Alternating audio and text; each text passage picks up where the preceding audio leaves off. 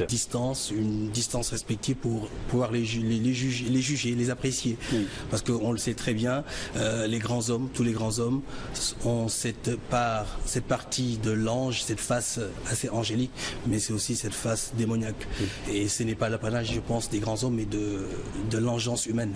Vous vous présentez volontiers comme un conteur invétéré. Ça veut dire quoi? Alors parce que j'aime compter. Invétéré, c'est-à-dire que je serai pas, on me soignera pas de cela. J'ai envie de dire des choses. Il faut que je les dise avec parfois en utilisant un style assez cru, des mots assez crus. Mais j'ai envie que ça sorte. C'est comme mon exutoire. Et cette écriture-là, je pense que je ne saurais jamais m'en départir. Ça fait partie intégrante de ma vie et de mon, disons, de mon tempérament. Oui. Et là, Jamil Doukassé, vous êtes journaliste. Et c'est un grand journaliste du journal Le Monde d'ailleurs qui disait qu'il fallait toujours observer le devoir d'irrespect. Vous pensez que ça peut aussi on peut l'observer aussi quand on écrit des romans comme le fait... Oui, merci Sada. En fait, l'écriture comme acte de création est toujours irrévérencieuse. Parce que c'est un acte de création. Et la création outrepasse ce qui est réel, ce qui est l'ici et l'immédiat, pour nous faire voyager dans tout un autre univers. Non pas simplement du point de vue de cet espace langue, très d'union entre espace et langue, de cet espace langue, mais également du point de vue de la réalité ou de tous les possibles qui sont virtuellement dans le réel actuel. C'est de ce point de vue que l'écriture est forcément irrévérencieuse. Ce ne sont pas les expressions qui signent l'irrévérence, ce ne sont pas l'insulte ou l'injure qui signent l'irrévérence, mais simplement ce décalage entre ce qui nous est donné comme réel et l'univers des possibles autres que l'écriture permet d'explorer et dans lequel nous pouvons effectivement puiser des rêves pour changer la réalité. Oui. Alors, c'est de ce point de vue. Mais en fait, ça se complète. Je veux dire, il faut comprendre l'irrévérence dans ce sens-là, dans le sens de ce décalage, de cette rupture, n'est-ce pas, de cet autre que nous donne à voir la langue de l'écriture, de la création, notamment du roman. Voilà. On va parler je pense que notre ami Sémou s'y prend très bien et à merveille. Mais bien, on va parler tout à l'heure de ce qu'il raconte, mais on ne peut pas commencer à parler de ce livre sans parler du style. Hein? Vous me disiez tout à l'heure quand même qu'il nous apprenait, qu'il donnait beaucoup d'informations avec son style. Oui, je lui disais tout à l'heure que je ne pouvais pas le regarder sans sourire, parce que le récit est complètement typé. Son style est vraiment, disons, un petit peu burlesque. Il a osé. De la grivoiserie aussi. Oui, il est audacieux et c'est la troisième fois qu'il est audacieux, je peux dire. Donc, bon, il nous touche émotionnellement. En lisant, on a envie quelquefois de sourire, de rire, de se poser des questions. Mais moi, il m'est arrivé de crier. Mais c'est aussi un roman d'information parce que pour les gens de notre génération et de ceux qui viennent après nous, il y a un pan de notre histoire que nous ne connaissions pas, qu'il nous montre, bon, avec le satire et l'ironie. Oui. Ouais. Alors on voit qu'il raconte une histoire, le Sénégal contemporain, mais avant aussi, et que même peut-être un travail de chercheur a été fait là pour arriver à... Il y a des faits qu'il faut vraiment faire de la recherche pour pouvoir les restituer. Mais aussi, l'autre vers de la médaille, ce livre ne peut pas être... Mais je pense qu'on ne peut pas le mettre entre toutes les mains des élèves, par exemple, à l'école. On n'imagine pas qu'ils puissent lire ce qui est écrit là. Que j'ai pris, je sais que ça ne sera pas étudié dans les petites classes, ça c'est sûr. Seulement, effectivement, je voulais aller jusqu'au bout de ma logique qui était vraiment de montrer l'Afrique, mais de sa manière avec la plus grande nudité. Oui. Et cette nudité-là, je pense qu'il fallait que j'écrive comme ça. Peut-être que je pouvais être beaucoup plus modéré. Mais en fait, j'ai pris ce pari-là. Oui. Et donc, ce qui fait qu'effectivement, les plus jeunes, ils auront certainement la curiosité d'aller voir. Mais on sait que on est dans une société où les jeunes lisent parfois des choses que les parents ignorent.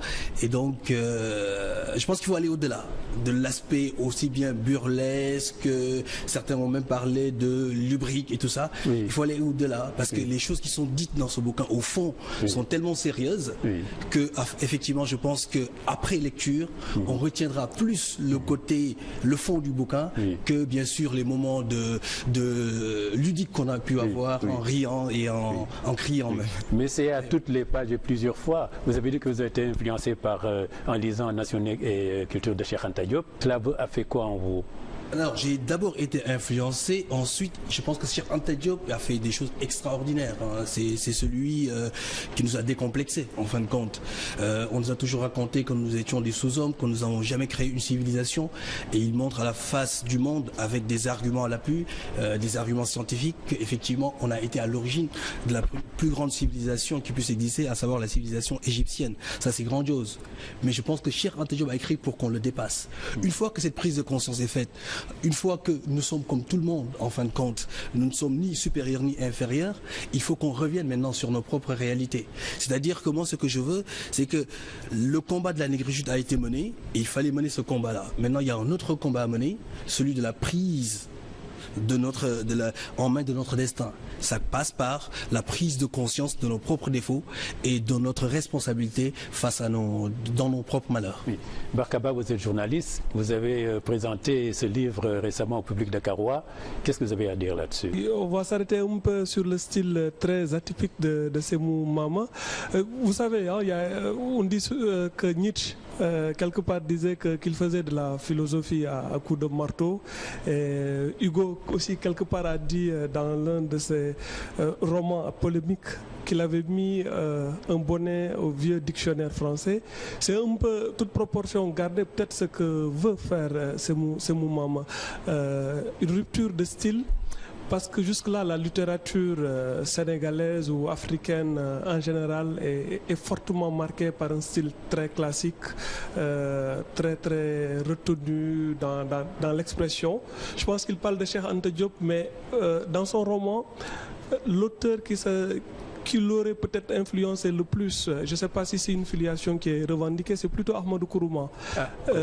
Dans le choix d'expressions très très triviales, vulgaires, parfois des expressions grossières, mais qui sont revendiquées. C'est un style qui est revendiqué.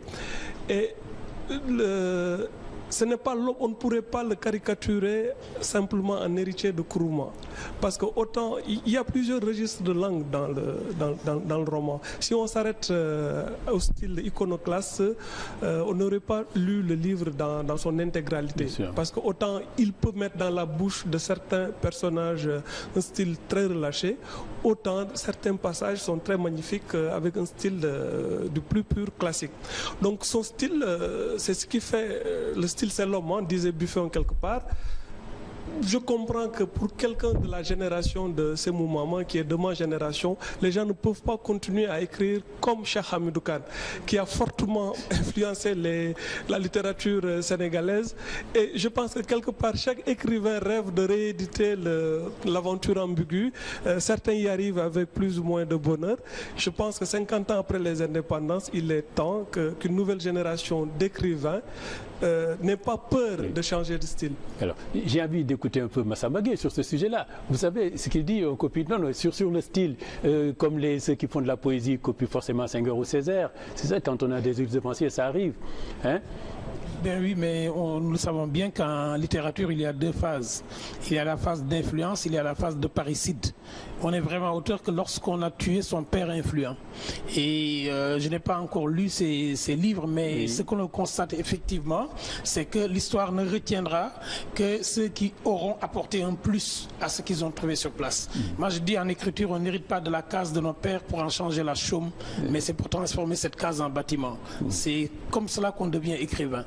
Alors, pour parler de ce qu'il raconte l'histoire, c'est pas un roman, je disais, c'est vraiment, il n'y a pas de fiction là-dedans. Hein. Je pense que vous avez raconté l'histoire du Sénégal, ce qui s'est passé. depuis l'arrivée des colons, l'indépendance. Vous parlez même de ce qui s'est passé entre Mamadou Dia et Senghor. Hein? Donc, effectivement, c'est-à-dire... Il n'y a pas de la fiction là-dedans. Mais c'est de la fiction quand même. Si je revendique, je dis que c'est un roman. Seulement, je pense que c'est ça le propre de l'art d'ailleurs. L'art, je pense que c'est le réel entre les mains de l'artiste.